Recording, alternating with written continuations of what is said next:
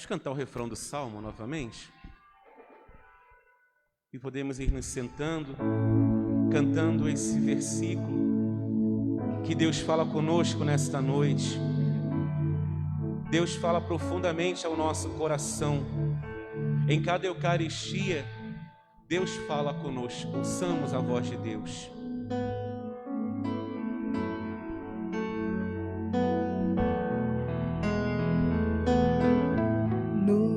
No Senhor, toda a graça e redenção. No Senhor, toda a graça e redenção. No Senhor, toda a graça e redenção. No Senhor toda a graça e redenção. No Senhor eu ponho a minha esperança e eu espero em sua palavra. Queridos irmãos e irmãs, hoje o 10º domingo do tempo comum, confesso a vocês que diante dessa segunda leitura que acabamos agora de ouvir, Deus começou a mudar um pouco aquilo que eu tinha pensado em pregar, em preparar na homilia de hoje, que eu preguei ontem, que eu preguei hoje pela manhã. A segunda leitura de hoje, ela é muito profunda. E como que Deus falou pela boca de São Paulo? Faz crescer a ação de graças para a glória de Deus. Por isso não desanimamos. Mas não desanimamos por quê? Porque Deus está conosco. Deus está ao nosso lado. Mesmo quando o nosso homem exterior se vai arruinando, cansado das pelejas da vida. Quem não está cansado? Quem não tem enfrentado grandes labutas, grandes dificuldades na caminhada, na vida como um homem, como um pai de família, como esposo, como esposa, no trabalho, diante dessa pandemia, nós estamos cansados, desgastados de verdade, mas a palavra do Senhor nos diz, mesmo se o nosso homem exterior se vai arruinando, o nosso homem interior, pelo contrário, vai se renovando dia após dia. O nosso interior vai se renovando, porque a graça de Deus está conosco. A graça de Deus está com você, meu irmão. A graça de Deus não nos abandona. E a palavra do Senhor ainda continua dizendo, com efeito, o volume insignificante de uma tribulação momentânea, ou seja, uma grande tribulação. Você tem passado por tribulação? Tem passado por dificuldade? Sim ou não? Alguém tem passado por grandes tribulações na sua caminhada, na sua vida? Talvez seja uma enfermidade, seja a morte de um familiar, seja a falta de emprego, seja a falta de um discernimento, o que Deus quer para a minha vida. Nós passamos por tribulações momentâneas. Do ano passado para cá, quantas tribulações temos enfrentado? Nós temos matado um leão por dia, mas a palavra do Senhor nos diz, o volume da tribulação é grande, mesmo que ela, com efeito, o volume insignificante de uma tribulação momentânea acarreta para nós uma glória incomensurável. Quanto maior for a provação, quanto maior for a tribulação, se estivermos agarrados em Deus, nós iremos ver a glória de Deus se manifestar. A glória de Deus está se manifestando para aqueles que estão com Cristo Jesus, aqueles que perseverarem, aqueles que não abandonarem. E ainda continua São Paulo, e isso acontece porque voltamos os nossos olhares para as coisas invisíveis e não para as coisas visíveis. A nossa fé não está pautada nas coisas desta terra. Nós não temos fé nas coisas que passam. A nossa fé está sobre aquilo que não passa, aquilo que permanece, que aos olhos humanos nós não enxergamos, mas enxergamos com os olhos da fé. É o que o Senhor hoje fala conosco. Portanto, aguenta firme. Se a tribulação é grande, aguenta firme, porque a glória será muito maior. A glória de Deus será muito maior para aqueles que perseverarem, aqueles que continuarem unidos ao Senhor. Portanto, meus irmãos e irmãs, nesta noite, essa é a palavra que Deus tem para cada um de nós. Perseverança em meio às tribulações da vida. Todos nós passamos por tribulações, todos nós passamos por dificuldades. E aí nós podemos entrar naquilo que Deus está falando conosco também na primeira leitura para nos formar. A liturgia de hoje, ela é muito formativa. É uma liturgia que a igreja preparou para formar o nosso coração de filhos. Lá na primeira leitura nós vamos ouvir justamente o relato, de Adão, Eva, Deus e a serpente, 4 personagens importantes na primeira leitura. É interessante que Adão e Eva, eles estão justamente ali com o Senhor, num convívio, uma comunhão plena. Adão ouvia a voz de Deus, dialogava com Deus. Eles estavam juntos de Deus, estavam juntos do Senhor. Mas, no entanto, mesmo estando com o Senhor, mesmo ouvindo a voz de Deus, eles foram tentados pela serpente, que é a figura do mal. E a serpente, ao tentar Adão, ao tentar Eva, eles caíram em pecado. É interessante que a palavra de Deus diz assim: eles, mesmo estando com o Senhor, Deus, ouvindo a voz de Deus, eles cederam à tentação da serpente. O que significa isso para a nossa vida? Significa que nós, mesmo estando juntos de Deus, nós precisamos rezar e vigiar. Não basta estar junto de Deus, nós precisamos ter um só coração com Deus. Nós precisamos estar em comunhão com Deus. É interessante porque é muito claro, Adão estava ali, ouvia a voz de Deus. Nós podemos estar na igreja, podemos fazer parte de pastorais, podemos fazer parte de movimentos, fazer parte da liturgia, proclamar a palavra, cantar, fazer a leitura, fazer comentários, celebrar a Santa Missa, mas estar longe de Deus. Porque estar perto de Deus não é estar no lugar onde Deus está, mas é estar no coração dEle, é estar unido a Ele, é ter um coração com Deus, ter um coração indivisa, um coração apaixonado por Deus. Não basta estar no mesmo lugar, porque o demônio também estava no mesmo lugar, estava no céu, estava lá. Mas, no entanto, é um anjo decaído porque ele não obedeceu, ele não tinha um coração com Deus, não tinha uma comunhão com Deus. E uma alma que não tem comunhão com Deus fica justamente ali, suscetível para que o pecado possa vir e tomar. E foi assim que aconteceu com Adão e Eva. A serpente enganou Adão. E a palavra diz assim: o Senhor Deus procurou Adão e disse: Adão, onde estás? O Senhor perguntou: Adão, onde estás? E a resposta de Adão: eu ouvi a tua voz no jardim e fiquei com medo, porque estava nu e me escondi. O pecado traz 2 consequências graves.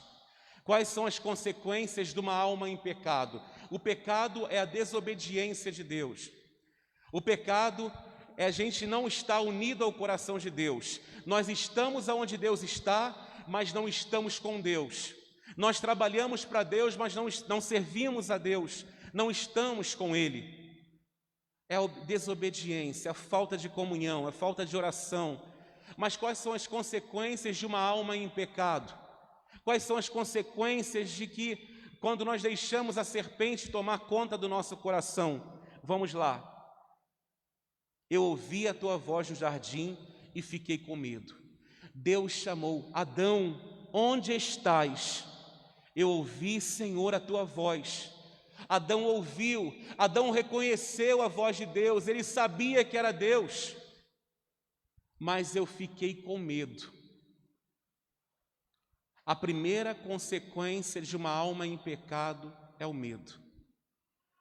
O demônio coloca medo no coração dos filhos de Deus, porque o medo nos impede de nos aproximarmos do outro. O demônio colocou medo no coração de Adão, mas o medo de Deus, o pecado nos faz ter medo de Deus. E você pode observar, segunda consequência de uma alma que está em pecado, Adão vai dizer: eu tive medo e eu me escondi. É o isolamento. Uma consequência grave é o isolamento. Uma pessoa que se afasta de Deus, ela se isola. Você pode observar, quando a pessoa está em pecado, a primeira coisa que ela faz, ela foge. Ela desaparece. E quando ela não tem como desaparecer, ela baixa a cabeça para não olhar nos teus olhos. Porque o medo impede de olhar. O medo nos faz fugir. O medo não nos deixa enfrentarmos os problemas. É isso que o demônio quer. O demônio quer colocar medo e o demônio quer nos fazer homens e mulheres isolados. Porque uma pessoa isolada não tem ninguém para poder ajudar. E quanto mais isolada, pior fica. Duas consequências graves que nós ouvimos hoje na primeira leitura. Mas é interessante que quando o Senhor Deus pergunta: Adão, onde estás? Adão teve medo e se isolou. Adão pensou que o Senhor Deus fosse julgá-lo. Ele pensou que Deus fosse condená-lo pelo erro que ele cometeu, mas não. Não, o Senhor não ia condenar Adão. Quando Deus chama Adão, onde estás? O Senhor não queria julgá-lo, o Senhor queria perdoá-lo e acolhê-lo novamente, porque é isso que nós aprendemos no Salmo. O Salmo diz justamente isso: no Senhor se encontra toda a graça, no Senhor se encontra toda a libertação, o Senhor perdoa as nossas culpas, é isso que nós cantamos. O Senhor não vai condenar. Eu não sei como você está vivendo hoje, não sei como está o seu coração, não sei se você está em pecado grave, se você está com medo de Deus, se você se isolou por causa do pecado, não sei. Mas o que eu quero dizer é que da mesma forma que Deus chamou pelo nome de Adão, hoje Ele chama pelo teu nome. O Senhor não quer te condenar, o Senhor quer te perdoar e quer te acolher. Porque essa é uma característica de Deus. Se a característica do demônio é colocar medo e isolamento, a característica de Deus é perdoar e acolher, é amar. Deus não vai te condenar, Deus vai te amar. Por isso que esta noite é a noite do encontro pessoal com o nosso Deus, de um Deus que está aqui para se encontrar com você, de um Deus que está aqui para se encontrar conosco nesta noite. Mas o pecado, o demônio, ele tira isso do nosso coração, coloca medo, coloca insegurança, coloca o isolamento, mas não para por aí. Uma alma em pecado, ela também fica cega. Ela não consegue enxergar a misericórdia, ela não consegue enxergar o amor de Deus, ela fica cega. E a consequência disso é a vergonha. Uma pessoa em pecado, ela fica com vergonha, por isso que ela não olha nos olhos do outro. Ela tem medo, tem insegurança, ela tem vergonha. E o pior, o demônio vai fazendo a pessoa se sentir um nada. E quando ela se sente um nada, ela diz assim: Deus não vai me perdoar pelo que eu fiz, Deus não vai me perdoar o que eu fiz, Deus não vai me perdoar. É justamente o que o demônio queria que saísse da boca de um filho de Deus. Deus não vai me perdoar. Ora, se Deus não vai me perdoar, para que então vou me aproximar dele? Deus não vai me perdoar. E aí nós vamos vendo os efeitos do pecado na nossa vida. O que o pecado vai fazendo, o que o demônio vai fazendo. Irmãos, e quando nós achamos, Deus não vai me perdoar, eu luto e não consigo, então Deus não vai me perdoar pelo que eu fiz. E aí nós entramos no outro pecado gravíssimo do evangelho de hoje. O pecado contra o Espírito Santo. O que é o pecado contra o Espírito Santo? O Papa João Paulo II vai dizer o que é o pecado. O Papa João Paulo II diz assim: o pecado contra o Espírito Santo não consiste propriamente em ofender o Espírito Santo com palavras, mas antes na recusa de aceitar a salvação que Deus oferece ao homem. O pecado contra o Espírito Santo, em outras palavras, é o endurecimento do coração, é a cerviz dura, é aquela pessoa que sabe que está errada, que sabe que está no erro, que pecou, mas não quer mudar de vida. Ela prefere ficar naquela vida, ela sabe o que é certo, ela conhece a verdade, fez uma experiência com a verdade, mas ela não quer mudar de vida, ela quer permanecer daquela maneira. Isso é pecar contra o Espírito Santo, é não estar aberto à graça de Deus, não estar aberto à misericórdia. Pecado contra o Espírito Santo não é porque Deus não vai perdoar nunca mais, não. O pecado contra o Espírito Santo sou eu que não quero o perdão de Deus, sou eu que não quero aderir à misericórdia do Senhor, sou eu que estou com a cerviz dura e falo, não quero mudar. Eu sei que é assim, eu sei que eu preciso fazer isso, eu sei que a minha vida correta tem que ser por aqui, mas eu quero continuar assim. Esse é o pecado contra o Espírito Santo. Irmãos, o Senhor hoje nos chama como chamou Adão. Ele está nos dando uma nova chance nesta noite. Está nos chamando à conversão, à mudança de vida. A liturgia de hoje, poderíamos dizer, puxa vida, mas por que a liturgia dominical está falando de pecado? Mas por que não fala de outro tema? Será que tem alguma coisa a ver? Tem tudo a ver. A igreja está falando de pecado porque ela deseja que sejamos santos. Porque não tem como viver a santidade se nós não entendermos o que é o pecado e o que o pecado faz na nossa alma. O grande problema é que a gente hoje não ouve mais falar de pecado. A gente não ouve mais falar das consequências do pecado, os efeitos colaterais que faz o pecado, que faz o demônio. Uma pessoa que está em pecado, ela tem os seus efeitos colaterais. Como é que eu sei que o demônio está me tentando e que eu caí no pecado? São os efeitos colaterais do pecado que o demônio vai colocando. Ele tem um trabalho perfeito, ele faz muito bem o trabalho dele. Ele usa um método excelente que ele não deixa e não separa. Ele trabalha com anestesia. Ele coloca anestesia para aquele local ficar dormente e a gente não sentir dor. O que faz uma anestesia? A pessoa, quando vai a um dentista, ela, para poder mexer no dente, tem que colocar uma anestesia, não é isso? E aí pode fazer o que quiser no dente que não vai sentir dor. É ou não é? Pode fazer, não está sentindo dor. O que o demônio mais faz no cristão é colocar anestesia espiritual do mal. É a ferramenta de trabalho dele, a anestesia. Ele nunca fica sem anestesia, porque a anestesia, ela tira o quê? A dor. Quando a gente sente dor, a gente procura o quê? Ajuda. A gente vai ao médico, a gente toma remédio, mas se eu não estou sentindo dor, não aliviou, então tá bom, tá ótimo assim.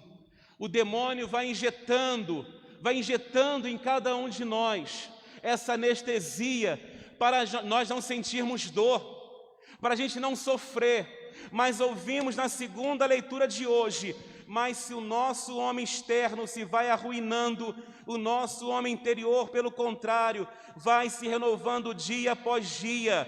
Com efeito, o volume insignificante de uma tribulação momentânea acarreta para nós uma glória eterna e incomensurável.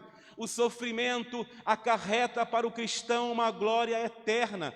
O demônio está colocando justamente isso em nós, injetando isso em nós, para nós não sentirmos dor, porque quem sente dor procura ajuda, quem sente dor vai ao encontro do médico, quem sente dor toma remédio. Ele não quer que você procure o médico, ele não quer que você procure o remédio, ele quer que você continue sem sentir dor. Mas deixa eu te falar uma coisa, você pode não sentir dor, mas a ferida permanece ali. A anestesia, ela não cicatriza, ela não cura a ferida. E para poder ser curado, é necessário mexer na ferida. E isso muitas vezes dói. Isso dói, é necessário. O grande perigo que estamos vivendo hoje é que nós estamos vivendo como os cristãos que estão sendo anestesiados com a ferramenta do demônio. E eu quero dizer para vocês, nós temos vivido num tempo em que as pessoas estão se alimentando de livros de autoajuda, pessoas estão se alimentando de pregações jujubas por aí, de pregaçõezinhas Nutelas, de que Deus te ama. Não pode, Deus não quer que você sofra, você não foi feito para sofrer, Deus não quer o teu sofrimento, Deus não quer que você sofra, meu irmão, você nasceu para dar certo. Não é assim que a gente ouve? A gente gosta de ouvir isso, mas eu quero dizer para você, quem disse que eu nasci para dar certo, não tem que sofrer. Aonde está escrito? Não, você nasceu para dar certo, você não pode sofrer, você nasceu para dar certo. Se dar certo é não sofrer, Jesus foi a pessoa que deu errado a vida inteira, né? Porque Jesus, como homem, o que aquele homem sofreu, então foi a pessoa que nasceu já errado. Se o sofrimento não pode ser para aqueles que nasceram para dar certo, Jesus já nasceu dando errado, e morreu dando errado, e viveu dando errado.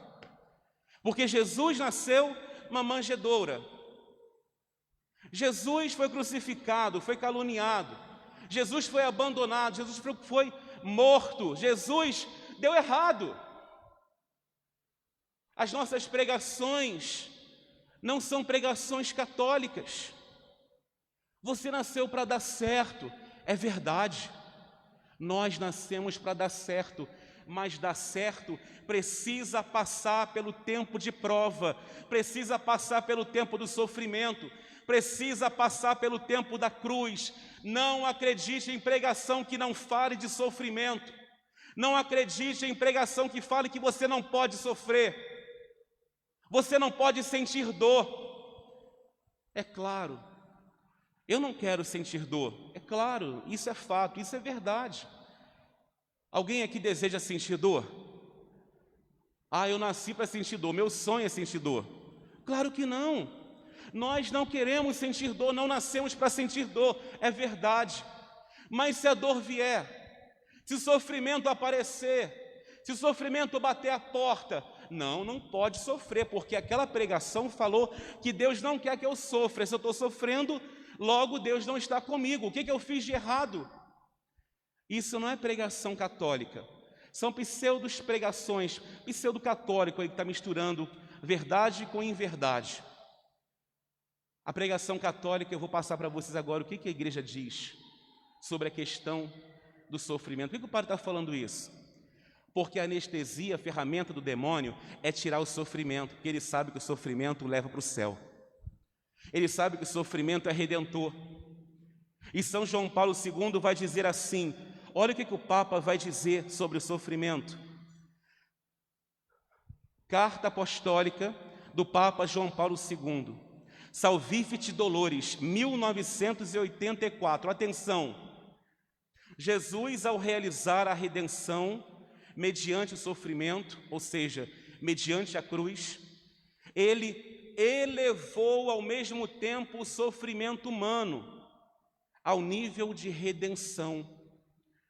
Todo homem tem sua participação na redenção. Todos os homens, com o seu sofrimento, podem tornar-se também participantes do sofrimento redentor de Cristo Jesus. O sofrimento nós não pedimos, mas quando ele bate a porta, o sofrimento pode se tornar redentor. Você pode ofertar o teu sofrimento pela conversão do teu esposo, pela conversão da tua esposa. Sabe aquele teu filho que está afastado de Deus? Aquele teu filho que não vem para a igreja? O teu sofrimento não pode ser momento de murmúrio, de reclamação, mas tem que ser meio de redenção. O teu filho precisa voltar para a igreja pelo teu sofrimento, pelo cadinho da humilhação, como Eclesiástico capítulo 2 vai dizer. Se nós tiramos o sofrimento, se nós tiramos a dor, nós não poderemos viver a redenção de Cristo. E aquilo que São Paulo diz, devemos completar na nossa carne o que faltou à paixão de Cristo. Nós completamos na nossa carne o que faltou à paixão de nosso Senhor Jesus Cristo. As pregações têm tirado o sofrimento, têm feito, desculpe com todos eles, com todo carinho, têm feito católicos frouxos, católicos molengas, católicos que ficam cabisbaixos chorando toda a vida, mas que não sabem enfrentar o sofrimento como aquela mulher enfrentou. E aquela mulher com todas as letras, aquela mulher de fibra, aquela mulher que sofreu, que nasceu para dar certo e deu muito certo, mesmo sofrendo. Ela deu certo, ela sofreu, teve uma espada de dor transpassando a sua alma. São Paulo também sofreu, São Pedro sofreu, os santos sofreram. Nós também passamos pelo sofrimento. Quando tiramos isso, a catolicidade do sofrimento se tornar redentor, nós deixamos de ser católicos e nós viramos, enfim, portinhas abertas, inúmeras que tem por aí. Padre, mas tem tantas igrejinhas, por que a igreja católica não tem assim tantos lugares? Nós precisamos, irmãos, aprender com os santos, aprender com a palavra de Deus. O demônio tem colocado anestesia para tirar o sofrimento, porque ele sabe o valor redentor do sofrimento. E doer faz parte. Repito, não queremos sentir dor, mas se a dor vier, faz parte. E muitas vezes a dor não é para a morte, a dor é para a vida. Um exemplo claro, quem é mãe aí, levanta a mão. Quantas mães presentes? Quando a mãe vai ter o filho, a dor de parto. Como que é a dor de parto? Falam que é uma das piores dores que existe, né? Que é dor muito forte. Ainda bem que nós homens não temos filho, porque nós somos moles pra caramba, né? Se tem um dedinho machucado, a gente fica logo, até a voz muda, né? Ai, eu tô mal. Aí dá febre, né? Nós somos muito fracos, é fato, né? As mulheres são muito mais fortes do que a gente. Mas eu digo para você, aquela dor da mulher tendo filho, a dor de parto, é uma dor que gera vida. Foi necessário sentir dor, foi necessário sofrer para gerar vida. Talvez o teu sofrimento hoje seja necessário para gerar vida na sua casa, gerar vida na sua família, gerar vida no seu matrimônio. Se o teu matrimônio está fadado ao fracasso, é porque estamos tomando anestesia para adormecer a dor, mas é necessário doer para fazer da dor uma redenção no teu matrimônio, na tua casa, na tua família, com os teus filhos. Nós precisamos elevar o valor do sofrimento. Se o pecado quer tirar o sofrimento, se o demônio quer tirar o sofrimento com anestesia, em nome de Jesus, nesta noite, o Senhor nos dá a graça de sermos fortes, porque temos um Deus dentro de nós, que é muito maior do que uma anestesia, e esse Deus se chama Espírito Santo. Ele está dentro de nós, e Ele nos dá fortaleza. Nós precisamos viver a catolicidade. Nós estamos vivendo outras seitas, igrejas, dentro da doutrina católica, e queremos tomar isso como se fosse uma verdade de fé, mas não é. O sofrimento cristão, ele é elevado pela vida de dor. Nós, irmãos, aqui uma coisa muito importante. Nós não amamos o sofrimento, mas entendemos que o sofrimento me ajuda a ser salvo, a ofertar pelos meus. Foram assim que os santos viveram, aprender a ofertar. Portanto, nesta noite, vamos pedir ao Senhor que nos conceda a graça da vigilância na oração. Vamos pedir ao Senhor a força do Espírito Santo, para que a gente não use mais e não deixe mais o demônio injetar anestesia em nós. E as consequências são graves. A gente pode observar os efeitos colaterais.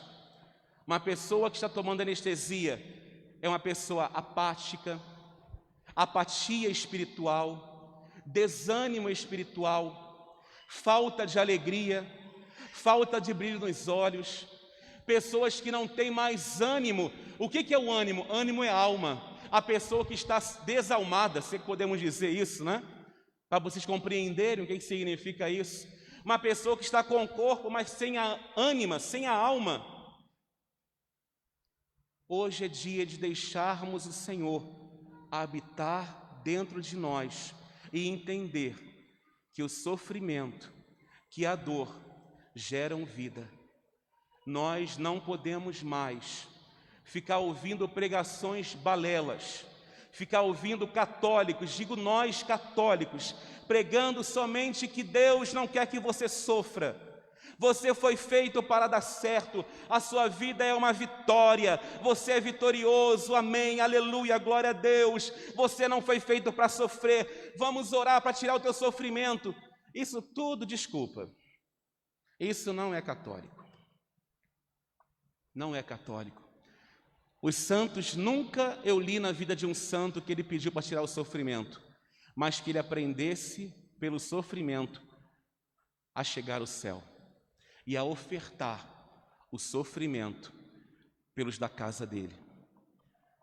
Alguém aqui já sofreu ou está sofrendo? Quem já sofreu alguma vez na vida ou está sofrendo aí, levanta a mão. Quem já sofreu está sofrendo.